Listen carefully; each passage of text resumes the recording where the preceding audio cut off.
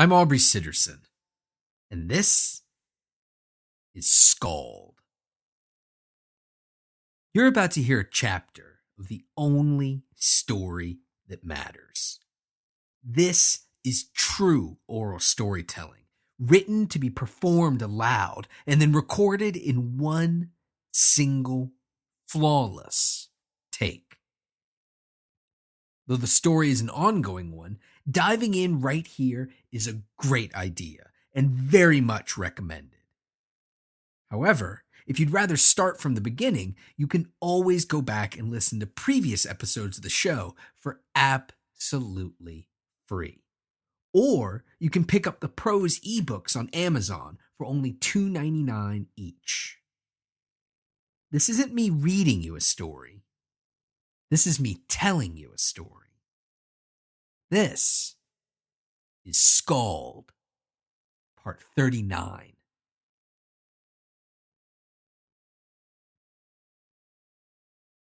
Maul had passed out from the pain, gone unconscious from the agony. A single drop of that bubbling, viscous liquid contained the fires of creation, the hungry flames that devoured so that they could build anew. Everything they touched ignited, burned, and withered, and the pain that each drop carried within was searing, excruciating, unbearable. And that was but a drop, and Maul's condition had required much more than that. He was as bad as Caleria had ever seen. Not an inch of his body left pure, left natural, left unspoiled by that creeping, green ignorance. He had given in to the hatred, to the wanton destruction, to the salve that violence could become. And in doing so, he had given in to them, the trolls, and their noxious disease. But shockingly, even in giving in, he had continued to fight, continued to struggle, and that alone was what had saved him. As the savage thrashed, screamed, and raged, too weak to break the ropes that bound him, Caleria had coated his sickly green skin with that ravenous concoction, that liquid flame. And though he fought as tirelessly and valiantly as anyone she had ever seen or imagined, eventually he had given in once again, but this time he gave in to exhaustion, pain, sleep, and sweet, empty darkness. He slept through what remained of the day, insensate, incoherent, stretched out upon the floor with his skin boiling, blistering, bursting, and burning once again from the scalding hot pus that the disease had coaxed out, a final salvo at taking Maul from the ranks of the sentient. When night began to set in, Caleria and Xylan rose from their slumbers. The sorceress went first to Maul, who lay in the middle of the floor, motionless, eyes half closed, but miraculously still breathing. As she inspected her patient, she issued terse directions to the monk, who began to prod the glowing coals that rested in the fireplace. But as he moved across the room to tend to the brazier, Caleria heard something that chilled the marrow in her bones, something that filled her with disgust and fear. A deep, throaty, sardonic laugh. By the time she whirled around, Xylan had collapsed on the floor in a writhing heap, caught in the rays of that full moon, that nightly deceiver that brought out what was most hateful, most callous, most cruel, and most dangerous in that godless monk. As the laugh became a groan, his hair grew long, his eyes grew big and black, his hands became paws, and his face stretched out to unnatural proportions. And as that groan became a growl, she watched Xylan's transformation with disgust, contempt, and for the first time, with something else. Compassion. Compassion for the poor, cursed, abandoned, wretched creature that lay giggling uncontrollably at her feet. Healing Xylan, exorcising whatever demons had taken him, would require time, materials, and skill that Caleria simply did not have. There was nothing to be done for him. For now, at least. So she turned back to Maul, to the patient she could help, to the one that she could attempt to help. And she frowned, because in a small area on the savage's stomach, curdling, stretching, and festering beneath his navel, she saw that which she had hoped to eradicate. A patch of unmistakable green. They didn't have much time. So as Xylan laughed his way to the pantry, hungry for sustenance to carry him through another night of defending the tower, Caleria set her teeth and tightened the ropes that held the unconscious Maul in place. As always, she would do what must be done. So she made her face a pained grimace, and she took up her cauldron once again.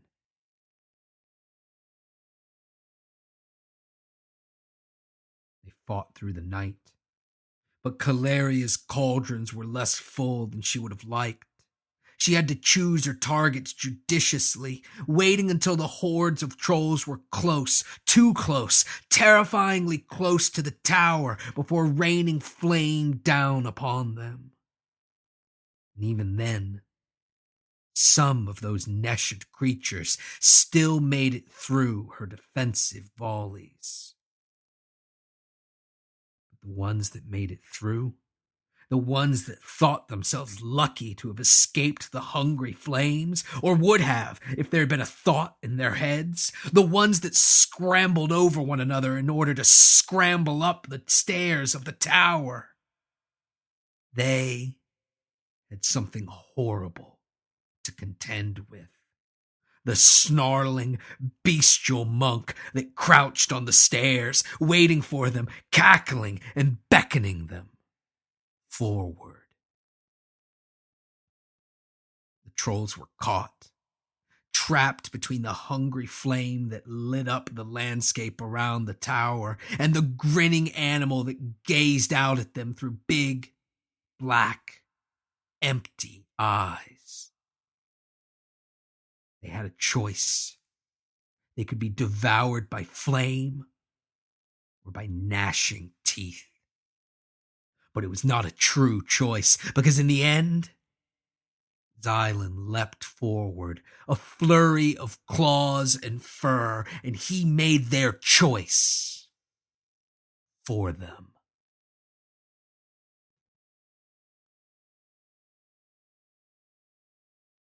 As that harrowing 20-hour night came to an end, as the trolls retreated back to their caves, Xylan had staggered back up the tower, climbing the stairs upon all fours like the beast that he carried within.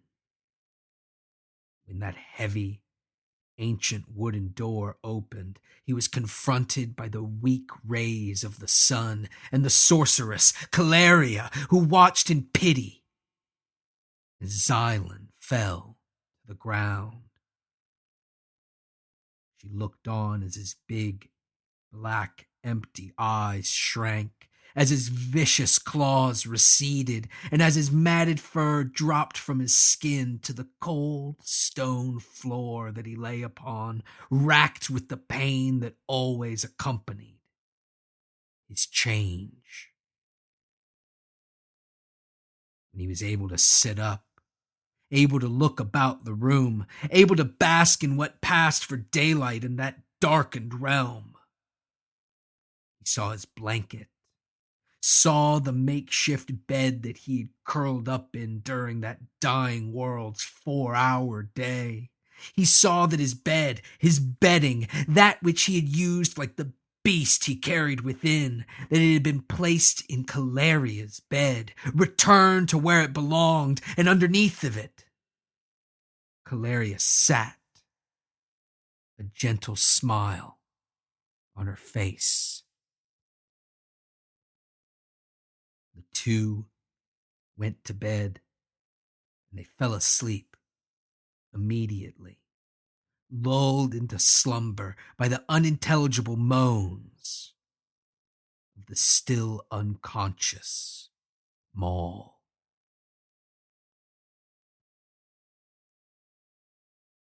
The next evening, Calaria and Xylan rose from bed, more rested than previously, but none the less exhausted at the prospect of another night in that dying world, another 20-hour horror spent defending the tower at all costs.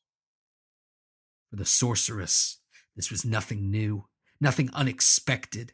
This had been her life, her entire existence. It had been everything she had ever known. In fact, if anything, she had been heartened, emboldened, braced by the companionship that sad, laughing, bestial monk had brought into her dreary world. But for Xylan, life in this dim, forsaken realm, a life defined by constant, senseless attacks, was far from ordinary, far from the life of an aimless itinerant, of a well-meaning wanderer, the life he had known in the barrier realm.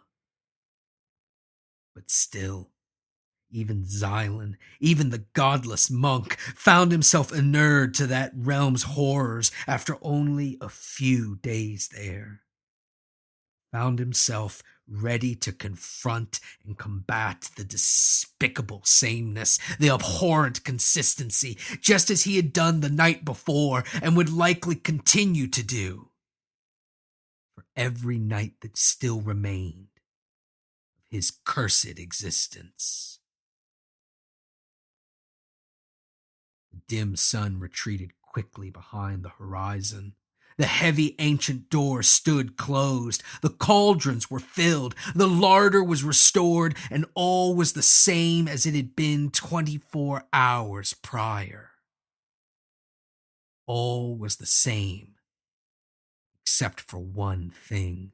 The savage that they had bound and treated, the vicious brute that had lain comatose upon the floor, the one true king of men, King Maul, had freed himself, and he sat upon the floor, watching them as he devoured what remained of a shoulder of pork, a side of meat that he had liberated from the pantry.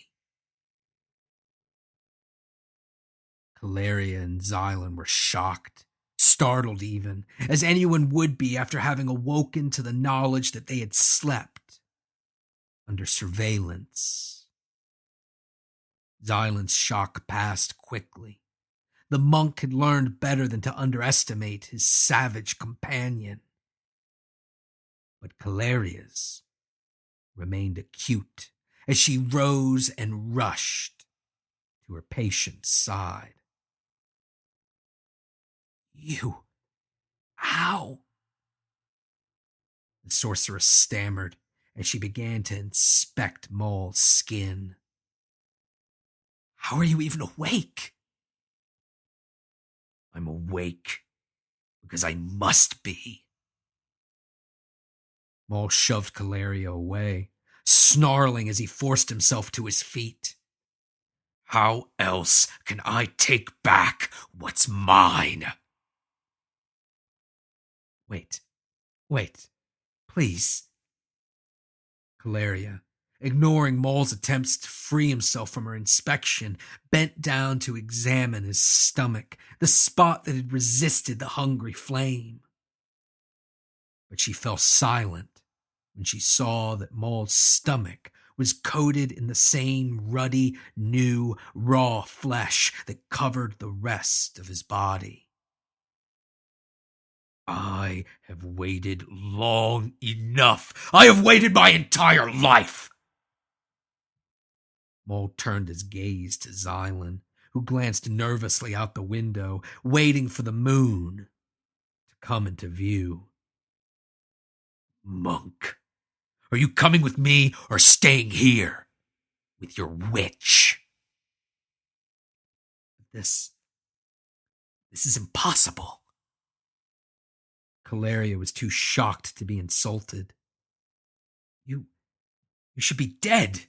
If not that, then at least exhausted, famished, barely able to move. I was. So I slept. Maul brandished what was left of his meal. And I ate. But even at that, I'd never seen the infection so far along, and yet you... Her hand went to her head as she began to question what little she knew about the disease and how to fight it. You hadn't eaten for days. You should be dead. He should be. Xylan chuckled as he approached. But Maul, King Maul, is fueled by something else. I have wasted too much time already. With the last remaining rays of the sun still streaming into the room, Maul went to the larder, where he emptied a sack of grain and began to fill it with meat. I'm leaving now. But surely, shouldn't you wait another night? Regain your strength? Caleria was confused. Where are you even going? To find her. My pet. My companion. My friend. Maul stopped his preparations long enough to glare at the sorceress. To find Skog. Skog? If the wizard sent me here, if he sent your monk here, then he must have sent Skog as well, and I will hunt for her as she must for me even now. You're not wrong. I saw 2 flashes of light after mine. She's here. Xylan spoke slowly, deliberately, choosing his words as if they were a matter of life and death. Or she was. Maul, you have to realize that it's been days. There's a good chance that she didn't. But despite Xylan's efforts at diplomacy, despite him fighting valiantly to keep his mocking laughter down, despite him trying to deliver the news, the reality, the truth to Maul as gently as he could, the one true king of men was enraged. Maul's hand shot out with a speed belied by his bulky, utilitarian frame. His body wasn't built for speed, aside from the not-so-rare exception of meting out death.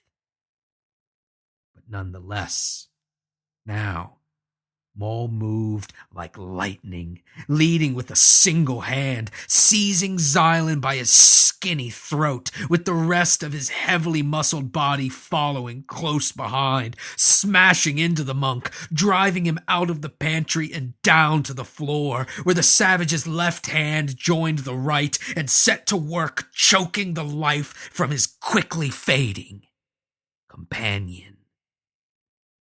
"Silence! Silence! Shut your liar's mouth!" Maul roared, with specks of spittle raining down upon Xylan. "Have you forgotten who I am? Have you forgotten who you deal with?" Xylan could not speak, even if he had an answer. So the only response Maul heard came from behind, a righteous, angry reply that, though calm and collected, was more threat than question. "Have you?" Maul turned, and he saw her. The sorceress, the witch, Xylan's witch. She towered over him, taller than he had thought she was, one hand raised and one stretched out ominously toward the savage brute that crouched before her. Maul saw Caleria, saw her malice, her hate, her unshakable resolve, but more importantly, out of the corner of his eye, he saw the cauldron, bubbling, spitting and fuming, with the hungry flame already climbing up above its iron lip. What you felt was but a taste of the power I command. Caleria grinned wickedly. The power that he has bestowed upon me. So listen, and listen well, you stupid beast. Caleria approached slowly, steadily, as Maul sat motionless, his hands locked upon Xylan's wheezing throat. If I waste any more of the cleansing flame upon you, if I must touch your stinking carcass with another single drop of that blessed cathartic blaze, this time it won't be to heal you. No. Her face twisted into a hateful, rictus grin. It will be to consume you. Maul released his grip. He rolled off Xylan, and he slowly, carefully, stood and moved away from the sorceress. He knew he could fight her. He had dealt with magic before. He had dealt with horrors beyond magic and emerged whole. There was one thing with which he could not contend, one thing that he was unprepared to challenge in its horrible authority. The wicked, sardonic smile that had overtaken Caleria's countenance. Xylan gasped for breath, desperate for air, desperate for a moment of peace, desperate for a respite, no matter how brief, one that he knew would not come, as he looked out the window and saw that heavy, full moon taking its place in the sky. The monk's body was racked with convulsions, violent spasms that seemed to shake the creature's bestial nature out of him, that caused his teeth to sharpen, his skin to grow fur, and those big, black, empty eyes to retake their position in his giggling face.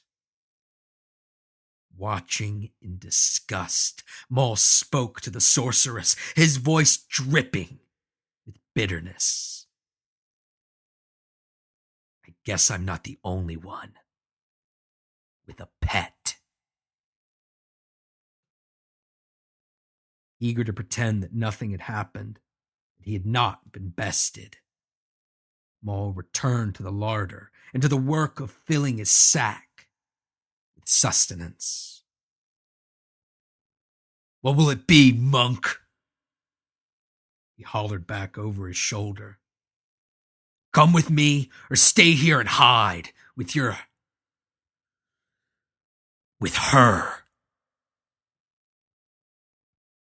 Xylan forced himself up, and then, painfully, forced his body to stand upon only his back paws.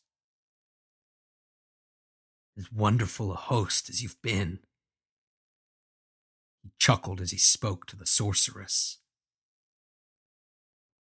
"Nothing remains for us here. For any of us. You think there's anything out there?" Caleria was floored. "You think it's so easy to go out into the wasteland? Why do you think I've spent my entire life between these walls?" "Because you're a coward." Maul flung a heavy burlap sack down on the floor. "The same as all those who hide behind tricks and magic." Caleria gritted her teeth and began to raise her hands, but Xylan reached out a gentle paw, and he stopped her.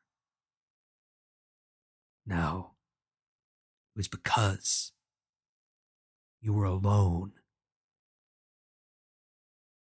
Xylan spoke quickly, excitedly. "The trolls, they'll avoid me. They'll do anything to stay away."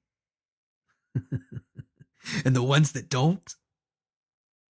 He laughed and pointed at Maul, who stood glaring back at him. "You'll be happy you kept him around." "Wait, you want to bring her?"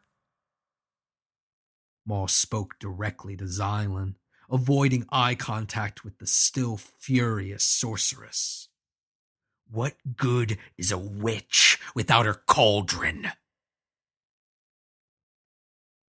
It was too much for Caleria to bear, so she stepped forward quickly and in a flash produced a long, twisted, wicked dagger from her sleeves, the likes of which Maul had seen before, seen when he first arrived in the barrier realm, when he was first spit out by the roiling underneath. With preternatural speed, she pressed it to Maul's throat, hard enough to just barely nick his Adam's apple. "Keep pressing me and you'll find out, you callous fool." The sorceress withdrew, and she stowed her weapon. The dagger disappeared into the same billow of cloth from which it had come as she stepped away from the hulking instrument of death that she had just threatened.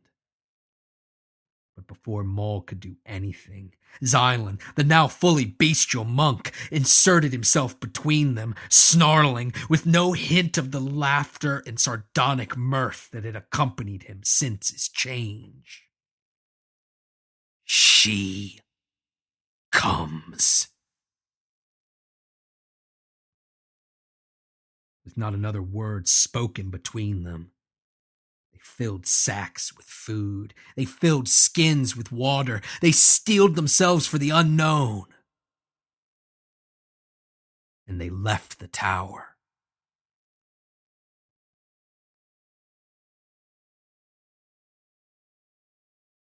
It had been days since he sent them.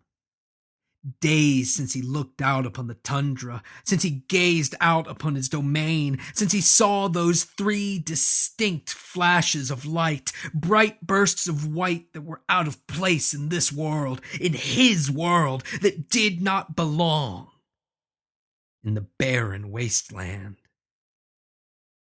He had sent the trolls, sent the hordes to go investigate, to find what had caused the flash, to bring whatever they found back with them, to drag it kicking, screaming, roaring, and fighting across that rocky, shattered landscape.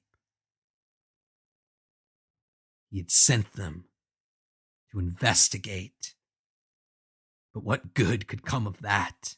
What knowledge could those ignorant, nescient beasts glean for him? No. The reason he had sent them, the real reason, was to find a challenge.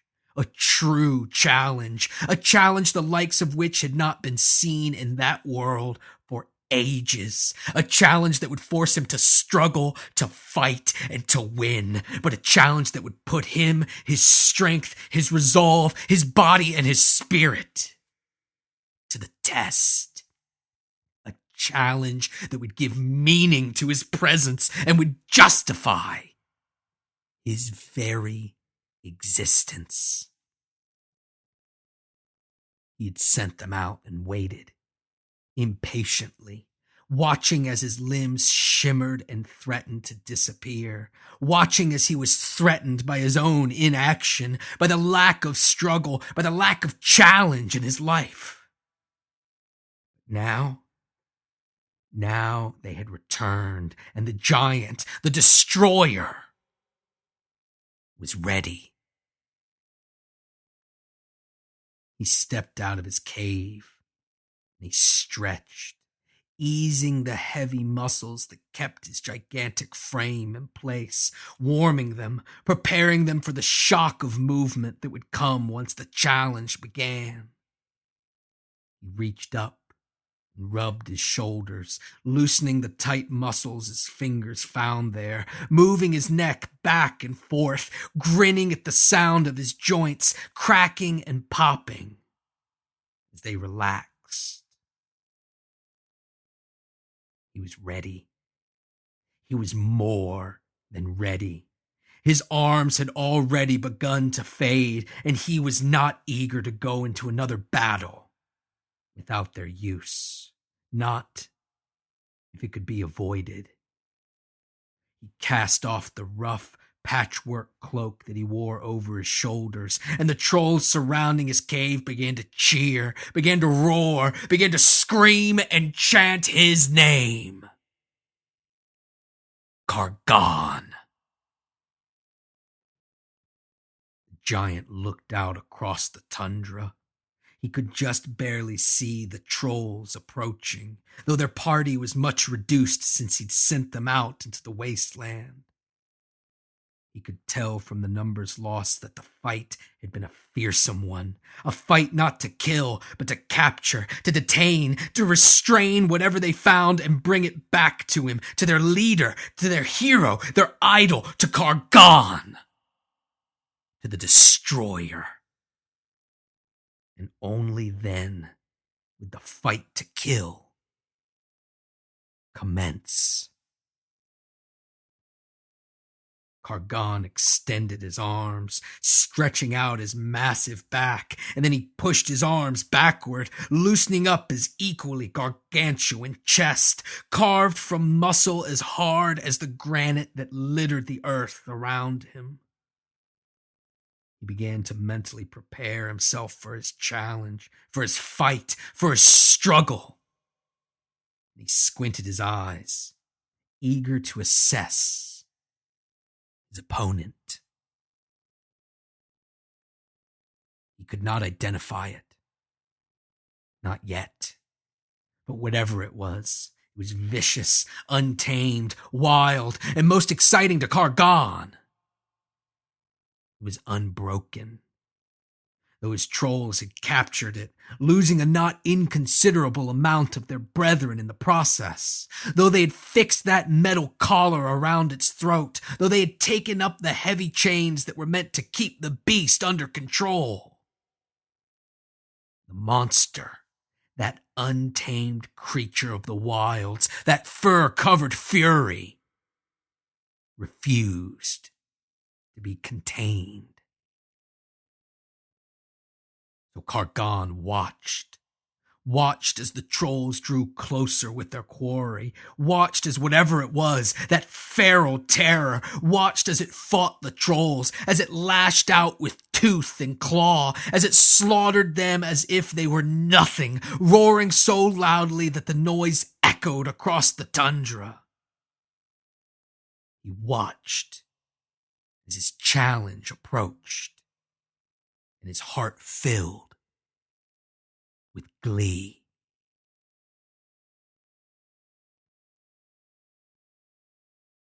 If you enjoy SKALD, please help spread the word in real life and online, especially with reviews.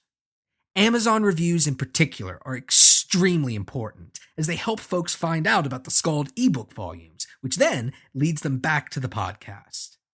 Plus, if you leave a good one, I'll read it on the show. This one is a review of SKALD's first volume from my old pal, Corey J. Levine. Yes, you will like this. Breathtaking, mind-bending sword and sorcery action in the tradition of Howard and Moorcock. The SKALD podcast is a work to behold, and the prose version is no less of an experience. Well-crafted and entertaining from beginning to end. Picking up the prose volumes is awesome and much appreciated. But the best way to help out the show is through Patreon. Patreon is a monthly crowdfunding service and the only way that I can afford to keep SKALD going. For more information, hit up patreon.com/SKALD. Come find me on Facebook, Twitter, Tumblr, and Instagram. Username Aubrey Sitterson. Or hit up aubreysitterson.com for links to everything, including SKALD, the SKALD ebooks, my comics writing, my wrestling talk show Straight Shoot, bio, contact information, and more.